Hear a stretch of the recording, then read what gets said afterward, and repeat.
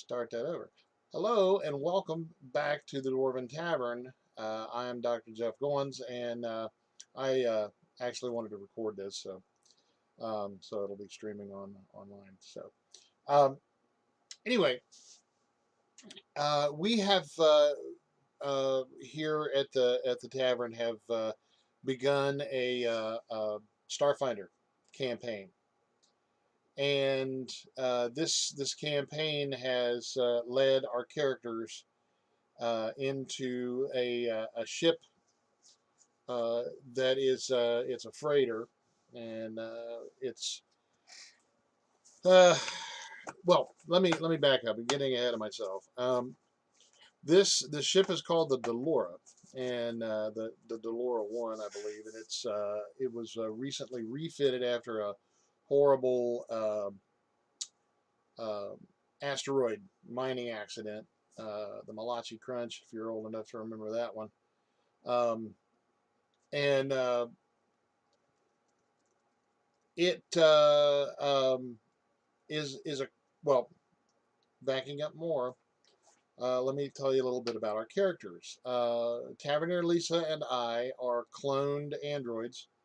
Um, if that makes any sense, you can ghost over programming. Definitely, if you have any kind of computer knowledge. So um, it is we're a little squirrely, our android characters, because we don't want to be called androids. We want to be called clones because there's something wrong with us and we can't quite identify it. Um, uh, because identifying the problem is half the battle, and so we have a long way to go. But we have no, our characters have no social skills, and um, so we are. We woke up in a kind of a curio shop where the guy who runs the shop uh, was he took it over from the last owner, whom he just essentially assassinated. He killed the guy and took over his shop. And this is in the lawless part of a uh, really incredibly like civilization large station, population of which is in the billions, and it's run by corporations and and the like. And so, with that being said, we woke up together, and he's like, "Hey, you're awake," and we're like, "Oh, that's awesome. How long have we been awake?" And he said, "Well, not very long. You're the most successful people. Uh, you've been I got you turned on about 2 months ago, and you finally woke up. I guess our systems had to boot or whatever." Um, and But when we woke up, uh, my first thing was, well, I guess we need to go get a job. And so we went looking for a job after asking him, a bunch of questions.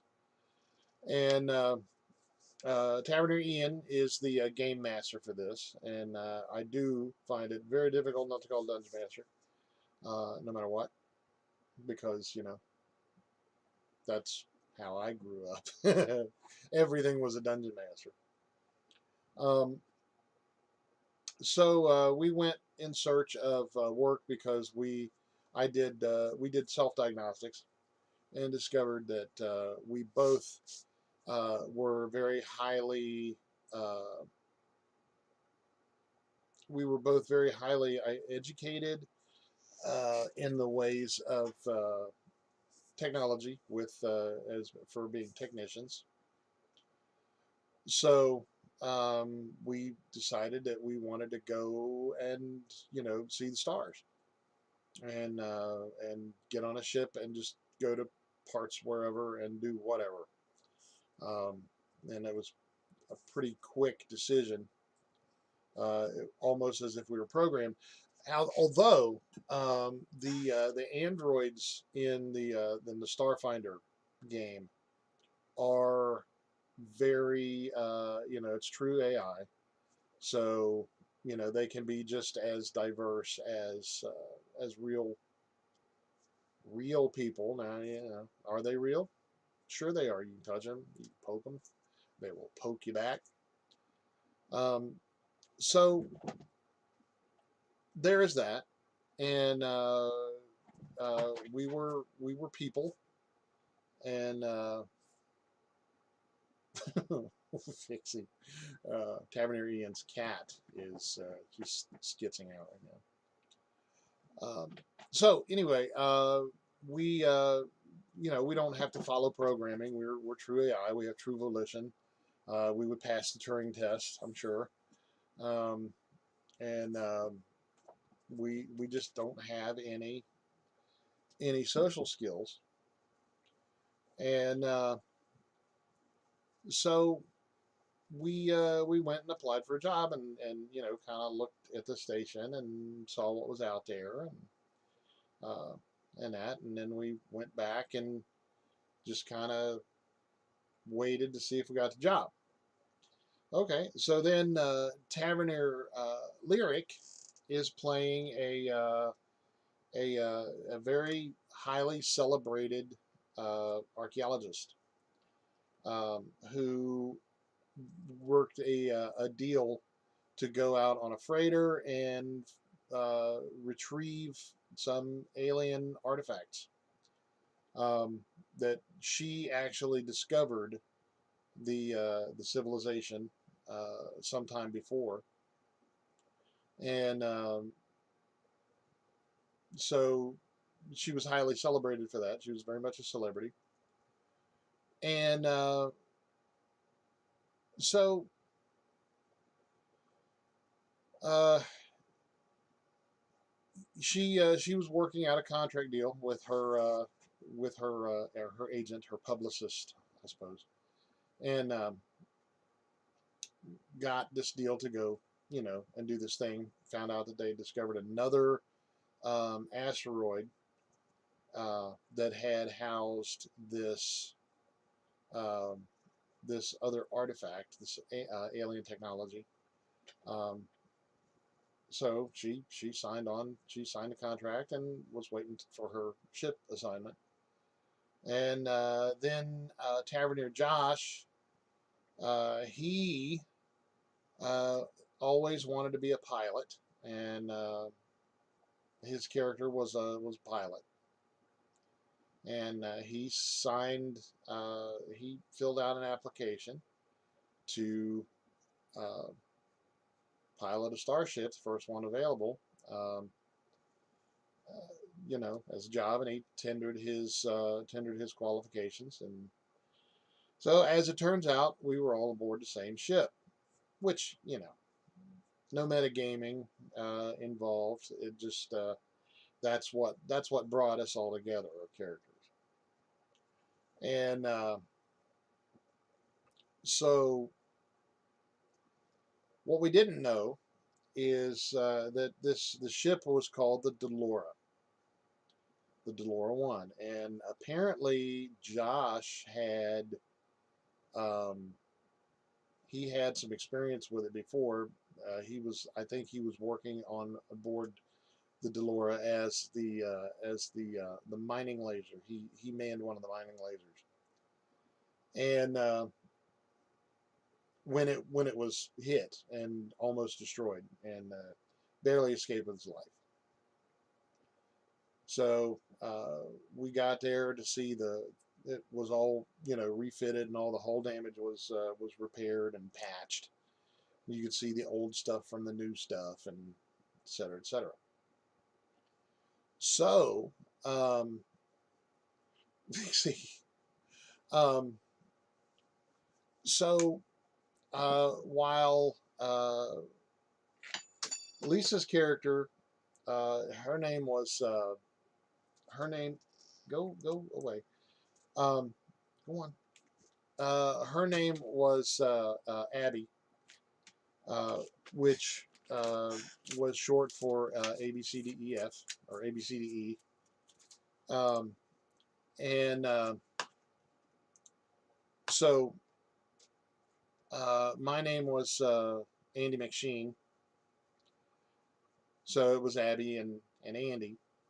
And because I had a designation on my chest plate that was Android D, which was AND. So I just decided to call myself Andy.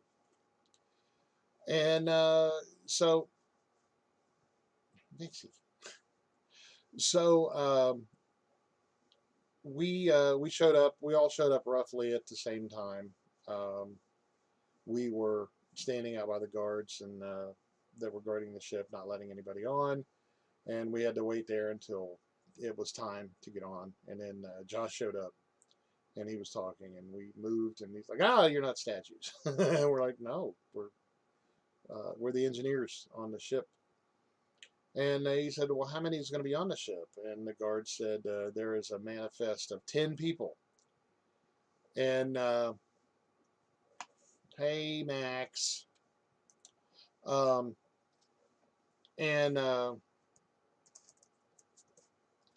so we, we got on board after finding out that there was only going to be like, like 0.25% because it was normally a crew of like 400 people.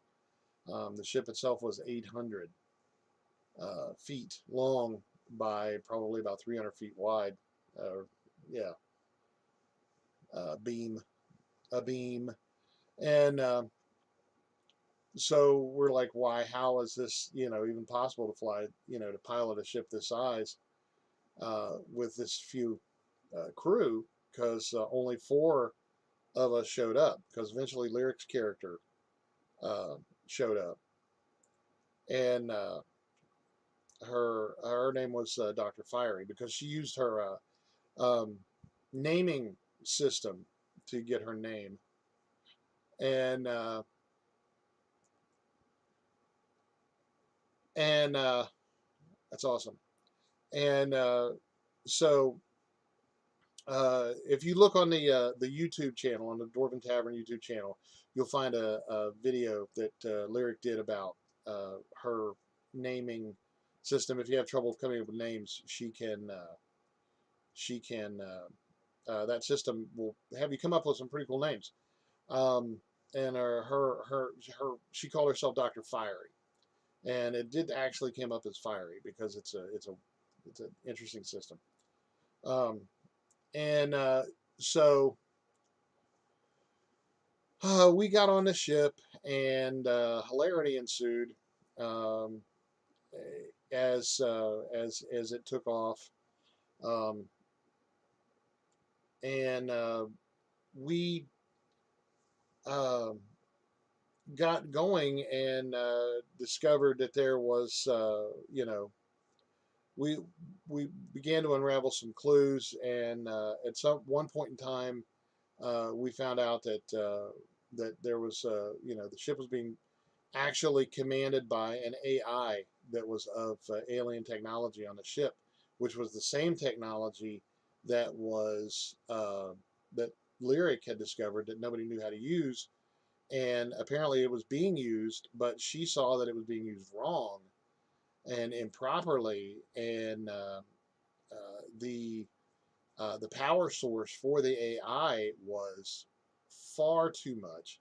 Um, we likened it to running a transistor radio with a nuclear reactor, um, and because and that was put together by like a 6-year-old. So we were basically on a flying bomb that could destroy you know half a planet if it went critical. So then it became our immediate priority to you know fix the problem so we didn't all die. And then we kind of got the idea that maybe we were supposed to. So when we left off, uh, Lisa's character Abby had had her arm blown off by trying to jerry-rig the one of the power sources from the AI unit, and blew up one of the consoles in the engineering bay. And it was a really tense situation. So the one thing we didn't have at the time was actually a map of the Delora, the floor plans of the Delora. Um, we did not have time to explore the entire ship. What we know is it had basically two decks, two main decks. One was the command deck.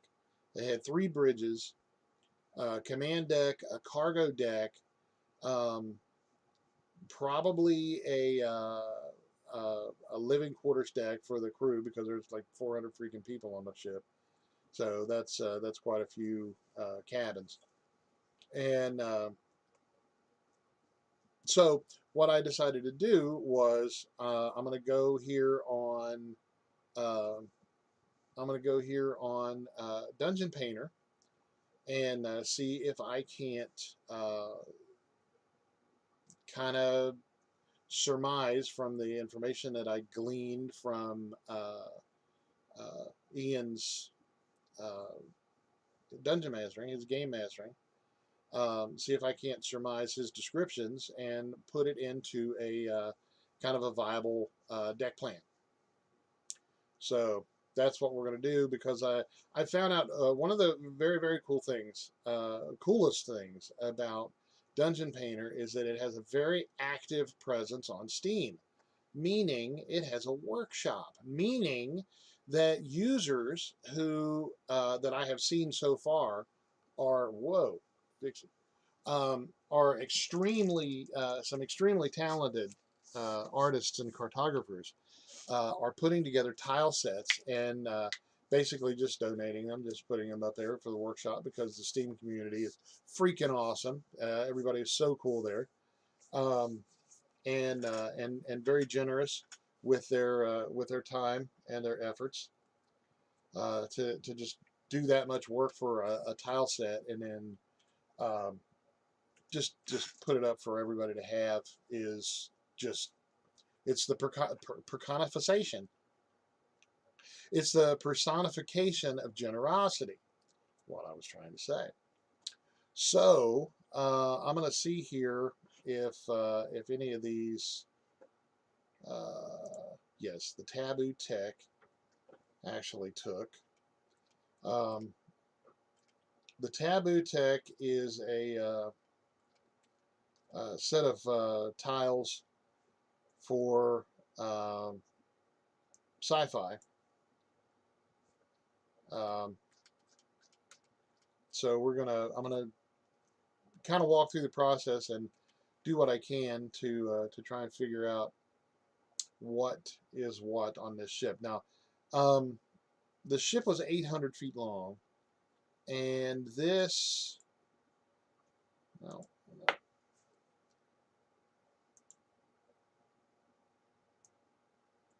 this is this map is only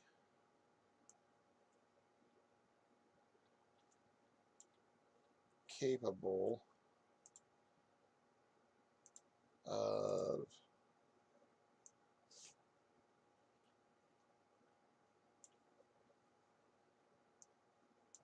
well, let's see what we got here. We can do something that is, I've done it, something that is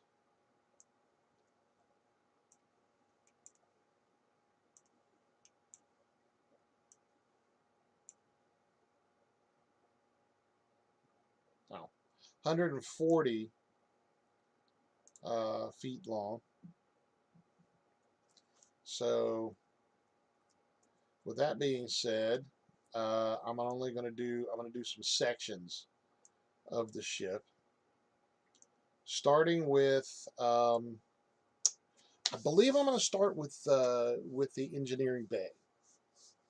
So First thing I'm going to do is, let's say that the engineering bay, each one of these squares, um, I think each square is going to be 5 feet. Let's see, we got a box. There's a capsule. Um, Here's a token. Tokens. There are no tokens in yes. There's no tokens. Oh my God. In taboo tech. So I'm going to put in regular person. So generally in D&D terms, or in Traveler terms, I think 1 square is 5 feet. So we're going to go with that. Um, and get rid of that. So let's go back here to Taboo Tech and undo a floor.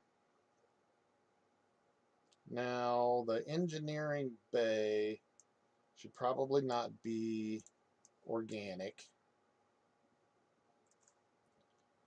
uh, which would be hilariously ironic if the androids running the engineering bay were in fact androids, and the engineering bay itself was organic. However, that's not how it works. Sorry. Um, let's see. Skeleton rusty metal. It's not rusty. Probably made of panels. So I'm going to do the engineering bay. It's a 5. 20 feet across by 25. Let's see, that would be 50 feet. I think that would be a good start for an engineering bay. Then if I need to make it bigger, because we haven't explored the whole ship, so I can make it bigger if need to be. Um, Now with the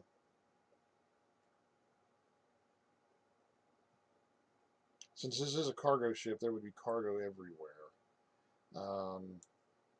We're gonna put some doors in, and I'm gonna rotate them.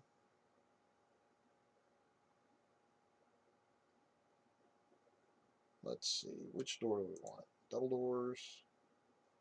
It's engineering, so it might require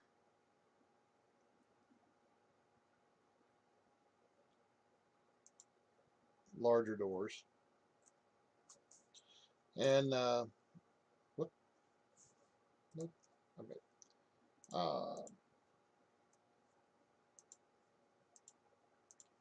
okay. So that is a good start, I think. Let's see, what else? What do we have here? Table stuff, wall monitors, wall terminals,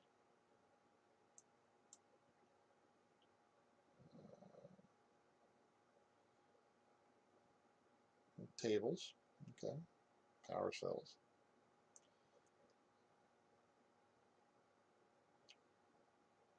Cargo. Boxes.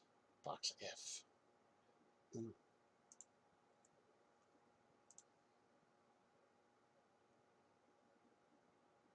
So I'm going to put a couple boxes around. We're going to allow half so we can like stack them.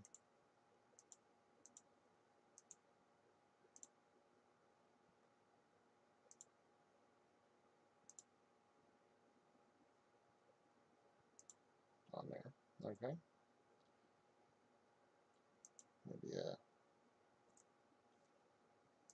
couple of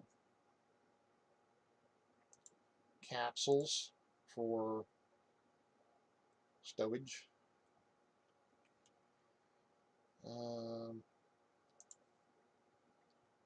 Okay, Okay, this will be good. We want a 180. We want a console here, I believe. Well, let's see. How does the monitors look? There's a display. No, we don't want it in the wall.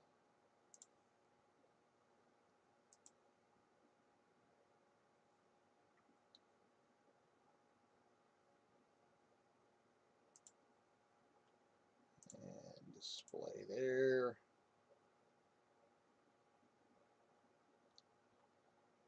Okay. Then another console.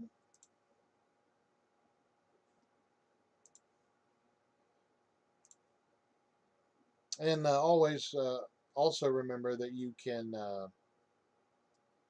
not have it attached to the grid at all if you want to just put things randomly or whatever.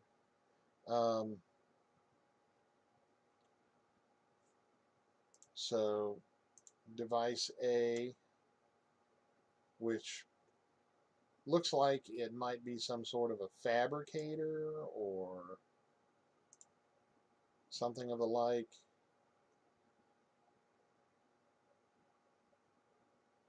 And then device B, we'll just put that there. And we got a drive, so that's our computer. And I'm probably going to have to make this larger, I believe. This engineering base should be larger just because I think it should be. So what I'm going to do here is I'm going to go here, I'm going to do this, I'm going to grab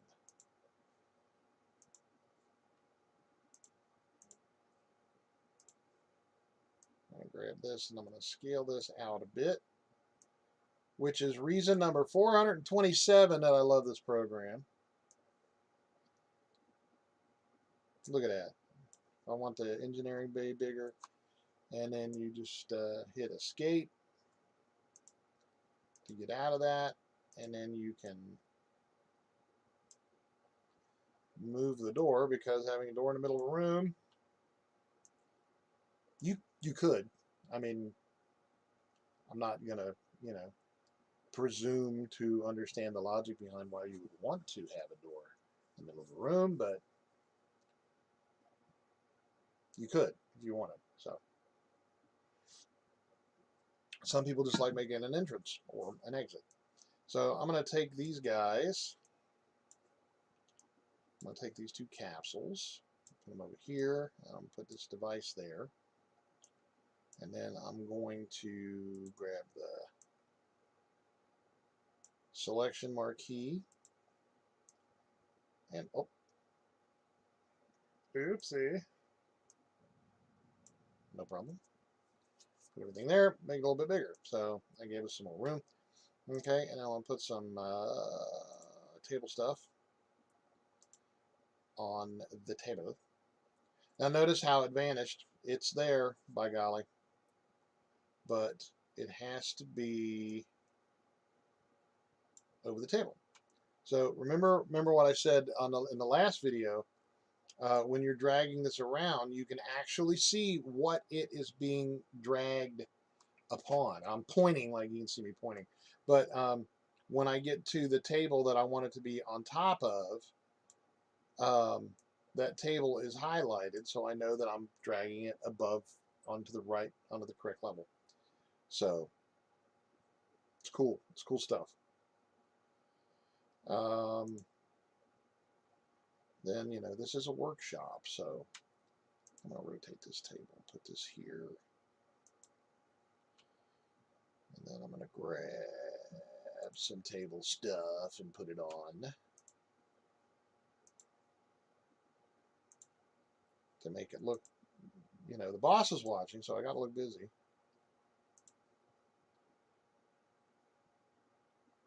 And let's see what else we got here. A couple of tanks. You're welcome. Um, this is a wall terminal. Okay. And I believe that this may have been, can't really decide how I want that to look. Um, and unfortunately, this is as far as we can zoom. It's not a horrible detractor. It would just be nice if it was uh, a little more close up. I can't. I don't know. It says it's a terminal. I guess I could put it on a table.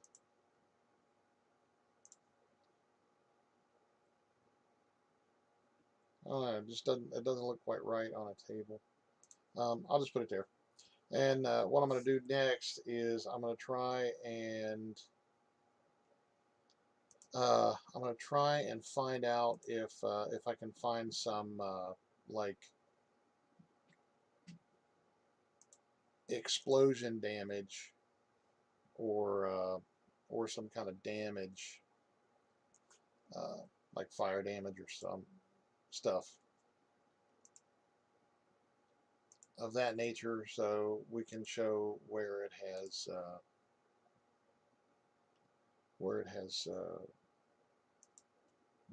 blown up, because it was this terminal right there that Lisa lost her. Uh, she has a tool in her forearm that she was interfacing with that terminal when it exploded, and when it did explode, I had to put that rat there.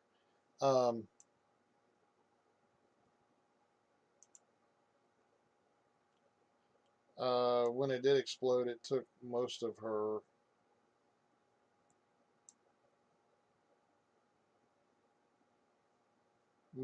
arm with it, and it ruined her tool.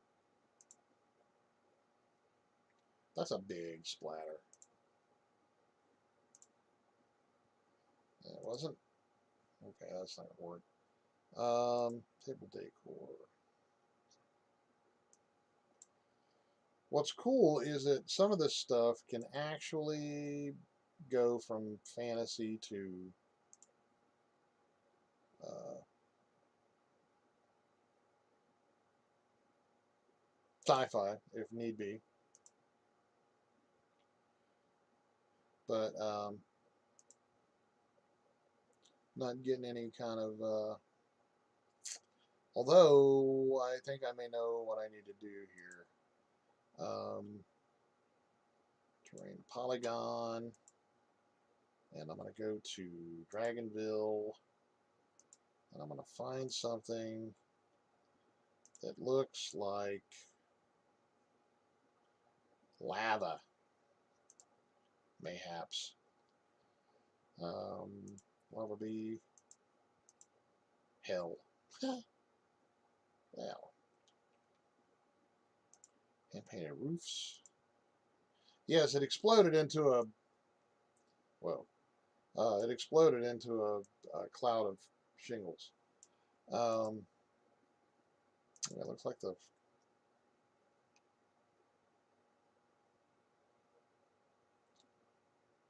might be the only way to do it. So I'm going to not have it stick to the grid. And I'm going to go here and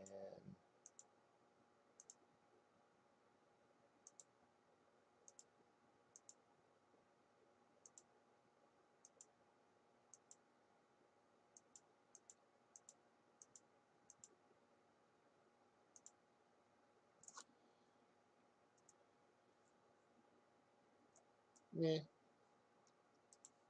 it's okay. Um, looks like damage. Looks like sharp damage. Um, there is a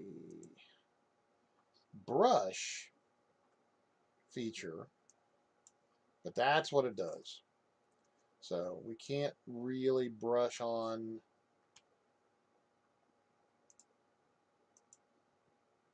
anything like that. I could put on a campfire. Ah, perhaps not. What else we got here? Gosh dang it! I keep grabbing the wrong scrolly thing. Okay, so yeah, I think we're gonna just leave it with that, and that is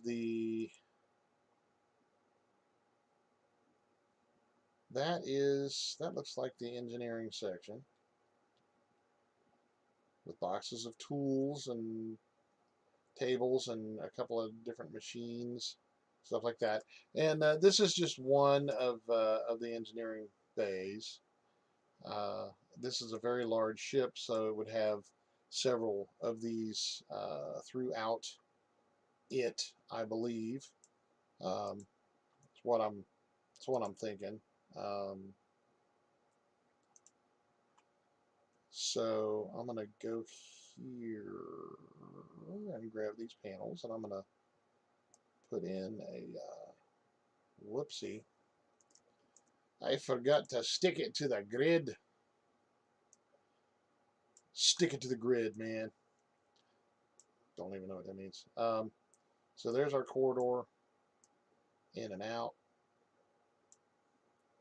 and that will cover the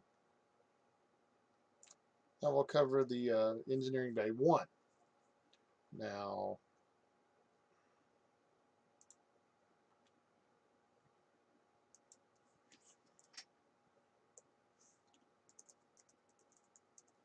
engineering 1.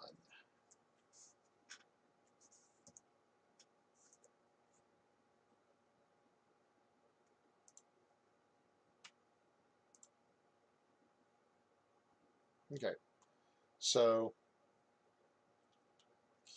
now when we wish,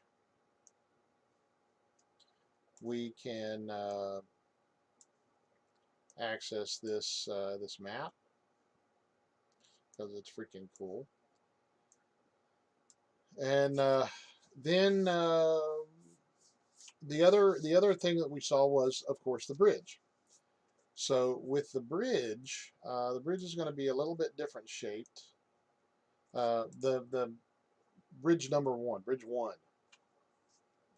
So I'm going to go here. I'm going to do another polyline, and I'm going to keep it facing this way, which would be from left to right. And I'm going to do the bridge. Now the bridge on a starship that size um, would probably be, because there were 3. He told us there were 3 bridges, and the main bridge. I think the bridge in Enterprise looked like it was about maybe 30 feet across. Um, I don't know. I'm gonna. What was the size of the Enterprise bridge? Star Trek. So,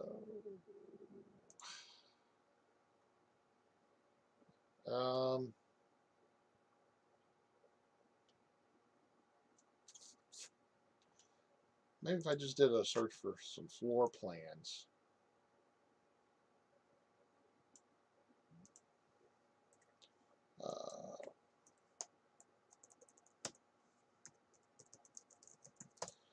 Because I don't want to make it. I don't want to make it like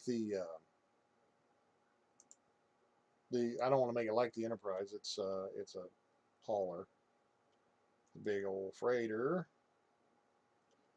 and the original Enterprise was I think it had a complement of 400 people. I think, which was crazy. insane huge at the time. Um,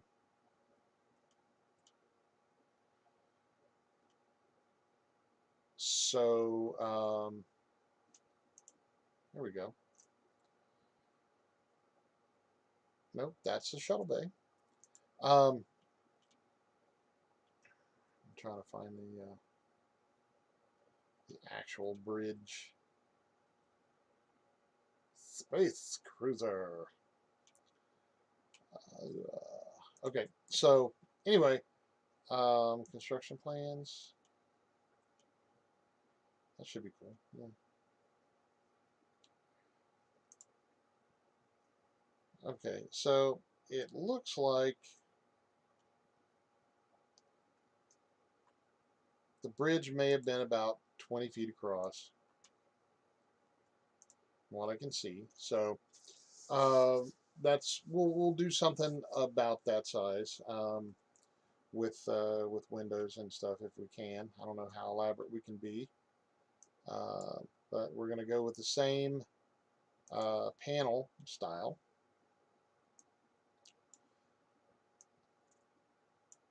And let's see.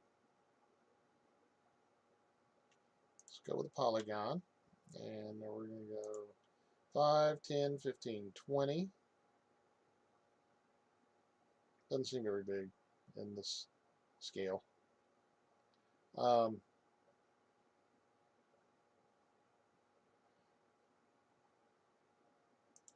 let's go with 25 feet.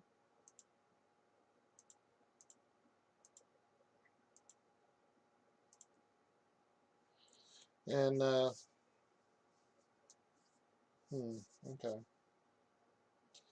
So, there's that.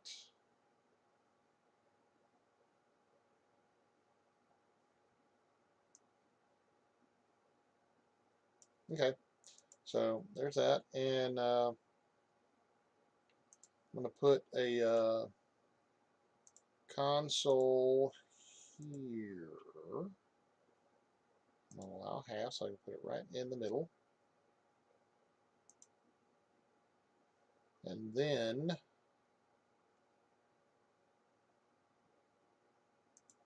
going to do a custom angle.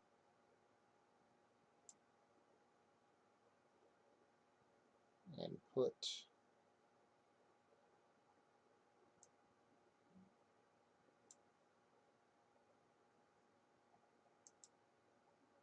another one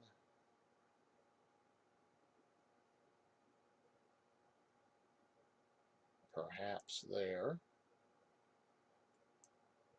And then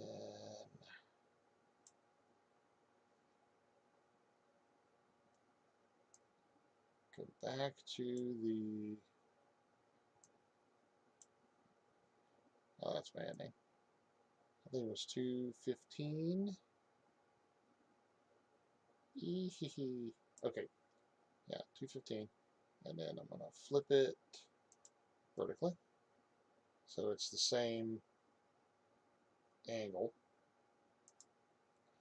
Okay, and we don't have a captain's chair.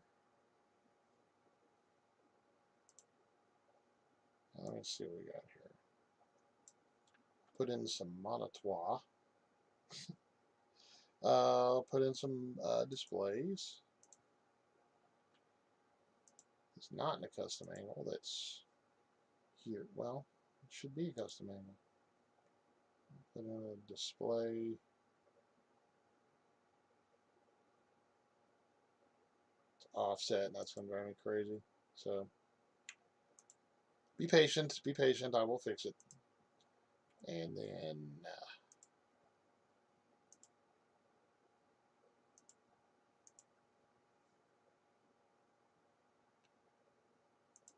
right there. Okay. Now I want to grab this guy.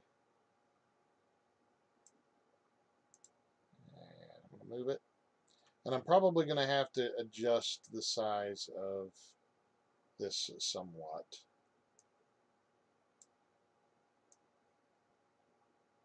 Most definitely. Okay. So let me get this selected. I'm going to edit it. And I'm going to scale it.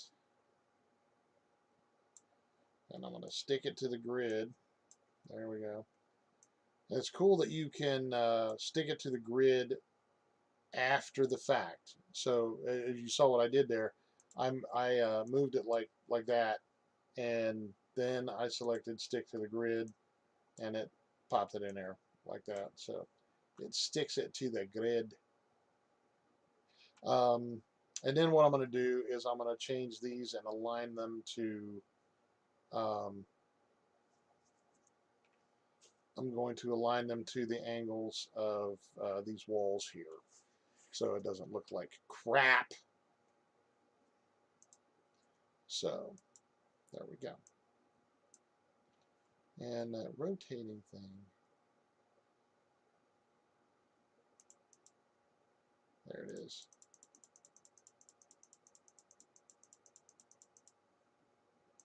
And then I'm gonna, oh, I see. Gosh. Okay, well that was easy. All right, escape that. Put that in there, rotate it. Yeah, I was overthinking it before, very obviously. Do not stick it to the grid right now. There we go. All right, so there's that, and that is moved. And now this too shall be moved. And as you can see, that is the that circle there is the pivot point. So we'll put that guy there, roughly in line with this guy. Then I'll do the same thing with him. Make sure the alignment's good. Then if you need to make little adjustments, that can be done. Kind of a weird thing, but it can be done like that. Okay, so there's that. And this one, see, there's not a captain's chair. There should be a captain's chair. Let's see what we have here.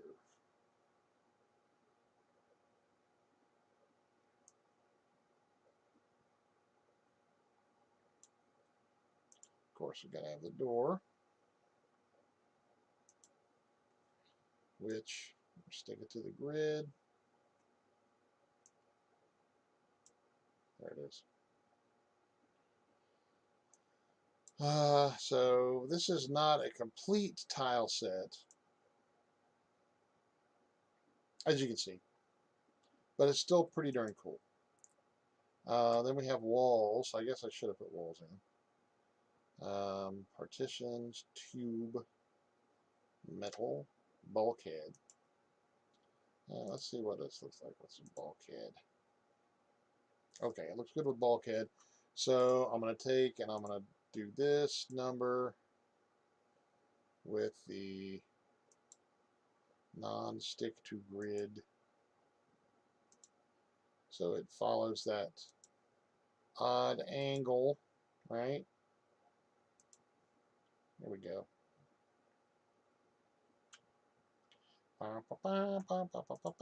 And then, let's see, we got wall T. Don't necessarily want a wall. I just want like a partition or something. Another thing that I would like to do, get all this stuff selected.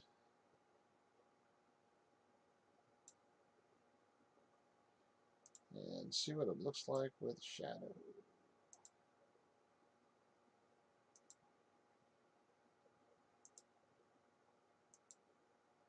Don't need it to bevel. Certainly don't want it to glow.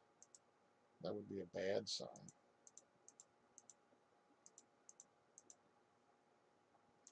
Okay, so console effects shadow. Do medium shadow on that. For some reason I can't get that. There it is.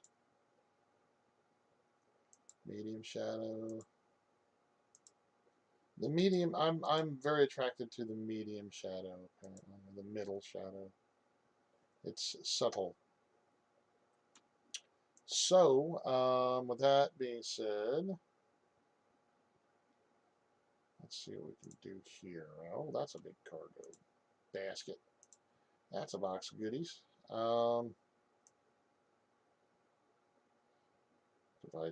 Device. Yeah, there's no better chairs.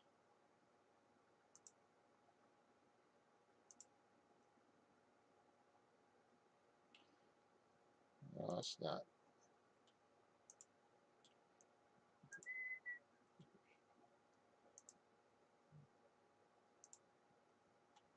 Maybe we can find something in the Elven Forest.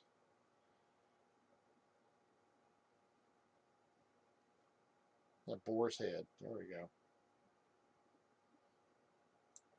Well, there's a stool. That should be in the head. Dragonville main. Oh, the cool thing about it is it's not discouraging. There's a throne, fireplace. Put a fireplace on the bridge. The bed, the captain's bed. Um, However, it should not be discouraging to. We'll put a tent and a chop of axe. That the that's a nice set of trees. That this fantasy or this sci-fi tile set is not as elaborate, not as many tiles as we would like, because as I said before, um, there are workshoppers uh, uploading stuff practically daily. So if I don't have the proper tile for uh, what I want today, wait 10 minutes. Is like the weather in Ohio. If you don't like what's going on, wait 10 minutes, it'll change. So we may have different, there we go, captain's chair right there. Um, right there. As a placeholder, I'll put that there, the throne, the captain's throne. I don't want Josh to let this go to his head, but I gave him a throne to sit in. But yeah, there's that. That's a nice bridge. Also, I want to go back to Taboo Tech and grab some more displays and put some display here. Then I want to turn it around, put another display. Let's stick it to the grid. Put a display there. I'll move this one to also. Huh, that's weird. They're not in the same place even there. They're both stuck to the grid. Oh, I know what it is. It's the half, so it should go about there. There. There. Okay. Well, that's odd. Um, so we've got some displays. We've got the monitors on the walls and stuff like that. Then the only other thing that I can add, that I need to add, is I believe it was on the main bridge. There was a thing, and it was a blue thing, and I don't know if I can find if there's anything like that in this currently.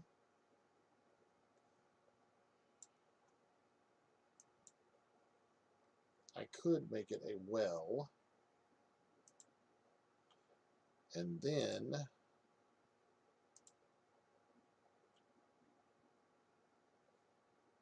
scale it down.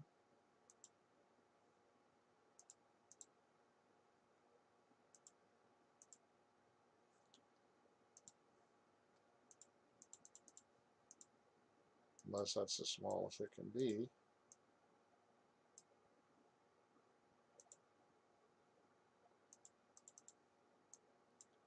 Because it was just a small, it was like a small column, a small blue column that went to the ceiling.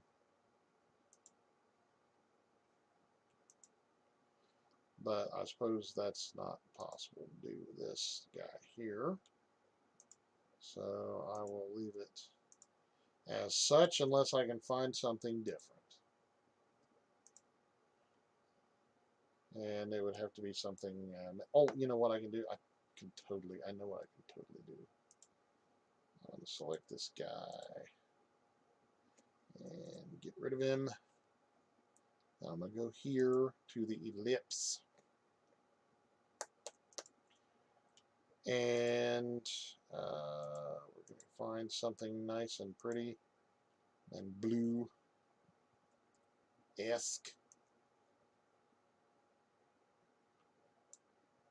It may be glowy.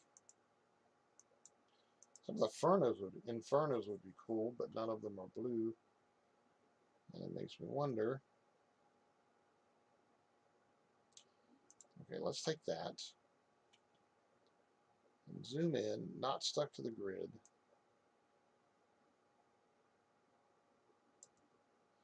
Okay. Give it a shadow. Okay, that's good. Then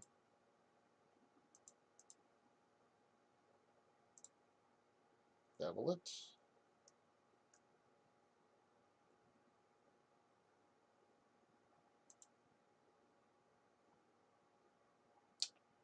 Then I'm going to change the orange light to blue light. And I'm going to change the color. Then I'm going to save it. Oh no! Say it isn't so.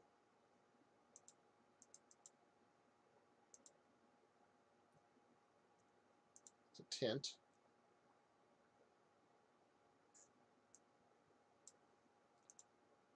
Whoop, stop it. And apply. And apply. Bang. There we go. Okay, so make it a little less. Nope. It needs to be that intense. Maybe I can make it a lighter blue. Because it's actually mixing with the yellow that it already is, and so I have to make a colorblind calculation.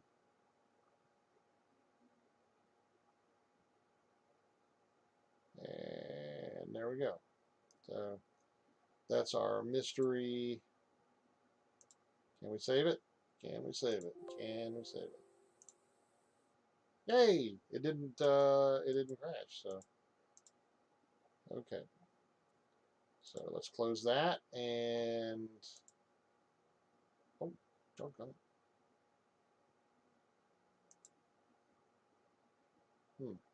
Okay, well it saved the orange light as blue light. That's weird. Okay, well I'm gonna have to work on that. But there we go.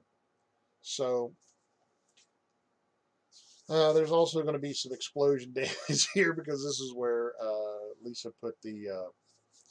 That's where she reached up and grabbed a chunk of that blue column and tore it out to plug into it, and it decided that it didn't like that, so that's when it blew her arm off. But fortunately, she's an android, and I can fix her because I now have a workshop. Ta-da! To work in. Okay, so um, this is a good start. Now, the really cool thing about it is I can take and I can get this all selected, and I can turn it into a group. As you can see, I clicked on the group button, and that way I can click on the move guy, and I can, if the bridge is up here, let's stick that to the grid. I don't know, I don't have anything against the grid. I'm just constantly sticking it to it. Um, so, so, God bless a goose. Um, yeah. So, just depending on where I'm kind of thinking something like that. Like this is, if the corridor is 10 feet wide, um, uh, then we can put that there. Because it did take me it did take a bit to run from the bridge down to from the main bridge down to the engineering bay. So that's probably where it is in conjunction with the ship, with the bridge. So there's that. Okay, so that is where I'm going to leave it off. Um, and actually, um,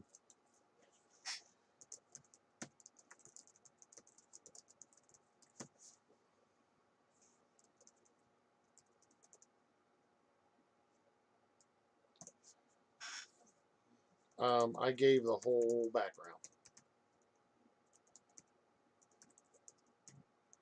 Um, backgrounds. So when we pick back up, I believe we're going to play this again on Monday. So when we pick the game back up, more will happen, and more will get mapped out. We'll get more details and the like, and I will export this as a JPEG, and I'm going to make it ginormous so it can be seen well. Um, and as you can see, it says we're doing transparent background or adding coordinates, showing the grid on result, um, and it's encoding 6 different regions. Uh, because JPEG is a lossy technology, as you know, or you may not know, I don't know. And it allows compression, which makes the image smaller, but it also leaves little artifacts and things. That's where you see, if you've seen any of these quote unquote paranormal uh, things where it's just compression artifacts in the pixels. Um, and there we go. So I'm going to save this as the Delora 1 map. And now, so the map is saved, and I can bring this up when we go to game on Monday, and then I'll get back on, and I'll probably map some more, and as we get things straightened out, and I'll let you know what happens if we do in fact all die. Or if the Delora, goes down in flames, or if we have to crash her, or she crashes herself because that may be her mission. I don't know. We can't. We're having a very hard time communicating with the AI. The AI is communicating to us. Fortunately, both Abby and Andy speak binary. We speak machine language. which, you know, it's binary, and in assembly language is hexadecimal, um, which is, you know, like one step up over ones and zeros. Hexadecimal is base 16, which you've got 1 through 9, and then 10 is A, 11 is B because it's only one digit, but it's base 16. It's hexadecimal. It's not base 10. So you have to have 16 digits for the number. So 1 through 9 or 1 through 0 is not is can't you don't cut it. Well, 0 is 0. But 1 through 9 is 1 through 9, and then in the first digit, the first placeholder, where you've got ones, tens, hundreds, thousands, you know, in base 10 because it's a multiple of 10. Well, base 16 is multiples of 16. Um, just like binary is multiples of 2. That's why you only have to have 2 digits, 1 and 0. So it's a fascinating mathematical thing. We developed base 10 because we have 10 digits, uh, which is why we think in terms of 10. I believe it's very anthropological, I think, or paleontological. I don't know. So anyway, this is where I'm going to leave this off for tonight. Um, and then when I get back to this, I'm probably going to stream tomorrow. We might be actually gaming Sunday, just depending on who's available. But